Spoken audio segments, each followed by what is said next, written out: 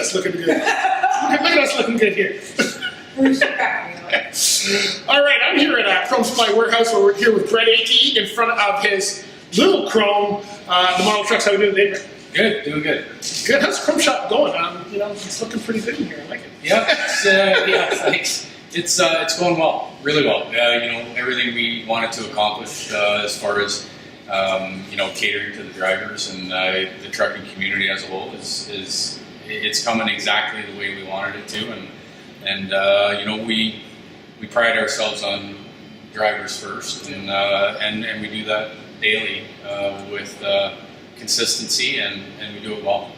So any new developments before we go on to the model trucks? Any new developments 2019? Other than you got a lot of Chrome in here and new shelving and everything. So anything new going on? We're going to ramp up. I think charity has always been in our hearts as a whole, and in the trucking community, but also on the health side of things with foundations like the Cancer Foundations. We'd love to be able to afford to stretch dollars out throughout the whole thing. One thing we do is we're a very loyal group, and so we align ourselves with people that are of the same mindset, and they have the same mentality in that. I think for the most part, we aligned ourselves with two organizations for truck shows. Part of that goes back to the roots of trucking, being the Antique Truck Historical Society. And again, being good friends with a lot of the folks in that club. And the other one is Kevin Klein with the Great Canadian Truck Show. I mean, he's a class act, and his show is in its infant stages. However, for just beginning in the circuit, he did a really good job last year, and we're proud to sponsor that show with Kevin. And so, yeah, it's you align yourself with certain groups, and you stay loyal to those people, and just go from there. It's one thing to be semi good at 10 things, but you need to be really good at one thing, and that's what we try to do. And that's why I'm living here, because I love Chrome. So let's talk about this. So now these models, were they the ones that were originally at the 10 acre truck stop? No, these models were actually at the truck stop up in Ignis, Ontario. Okay. And it's noteworthy, actually. These models were actual trucks driven by actual drivers that were patrons of the truck stop up in Ignis. Okay. And so they line the walls of the truck stop in Ignis. So a lot of your viewers are going to recognize the truck and or know the guy that drove the truck. Yeah. And these were created by Rudy Hulina. Rudy, I'm sorry if I got your name wrong. He's known as Model Man here. He was born in 1938 in Fort William. Now, he's been building these for over 50 years, and I understand he builds them from a photograph that he takes and gets them really detailed. He does, and that honestly, that's the neat part to his story. He's a school teacher, retired. Yeah. He lived in the area, so he would go over in his car and take generic pictures of the trucks that were in the lot, and obviously he would then go back and build the model. A lot of these models are not just kit models. He's hand built a lot of the parts. He's custom done the models to reflect the actual truck and or trailer number. And a lot of the times the detail, he would even get interior shots to copy the color of the interior. So it's a pretty good job. You and I have both done models in the past, so we know how much work goes into that, right? Oh, sure. I was never to this caliber, not even close. Yeah. I think the last one I might have done was a snap type that you get. Yeah.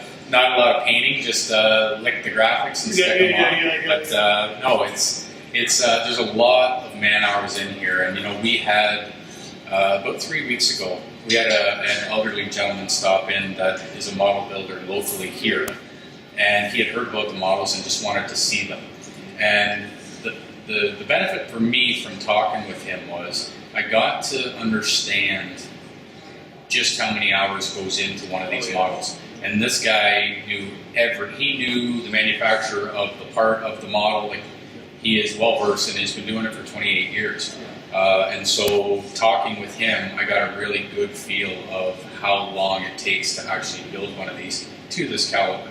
obviously. I mean, the detail is incredible. Yeah, I know. I'm working with metal models now because it's just too much work. So now, how did you get the models into Chrome Supply Warehouse? You didn't steal them, did you?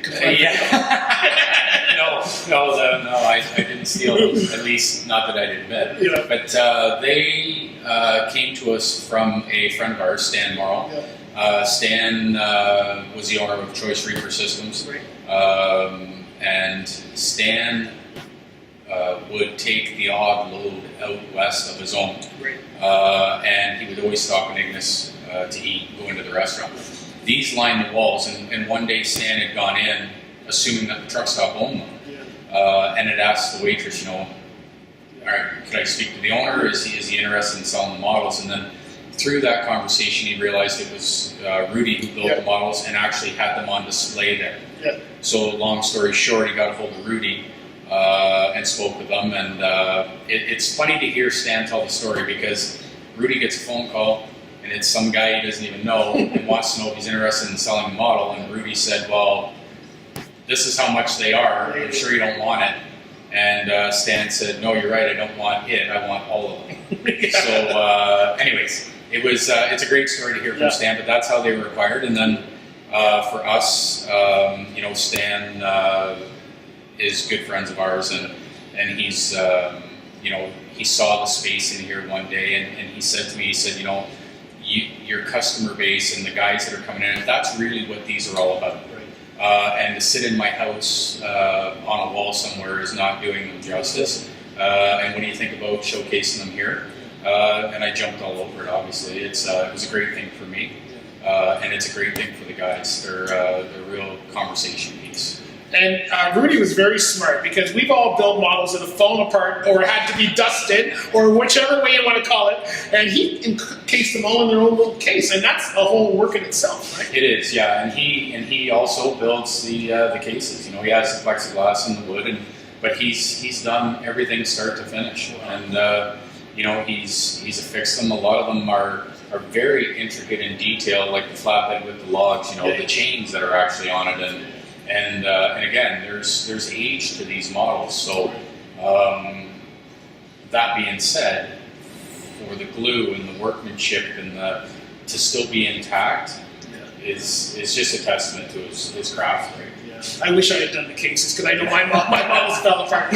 Well, they're amazing here. We're going to get some close-up details, but thanks for holding them. So people can come down to Chrome Supply Warehouse and just come into the 12-gauge area where Brett hangs out most of the time, and me too. And you will be able to see them on the walls. Thanks for your time, Ray. Hey, anytime. Thanks, Bruce. Thank you.